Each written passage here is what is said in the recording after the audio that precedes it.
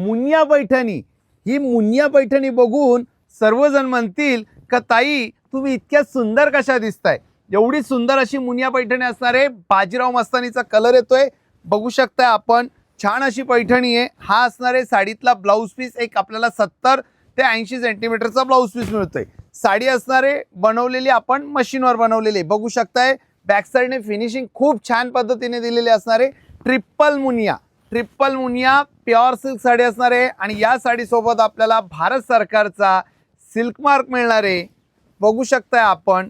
All over बुट्टा येतोय साडीमध्ये।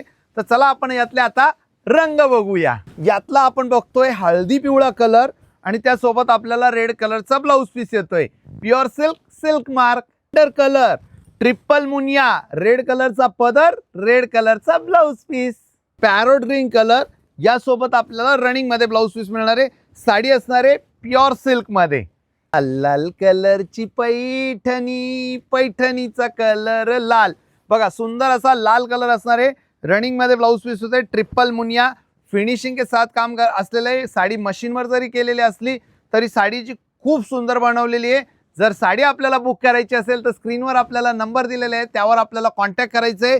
साडीची price जाणून घ्यायची, अधिक माहिती करता आपल्या चॅनलला सबस्क्राइब करायचे, लाईक करायचे, बेल आयकॉन बटन दाबायचे आणि 25,000ची पैठणी जिंकायची आहे।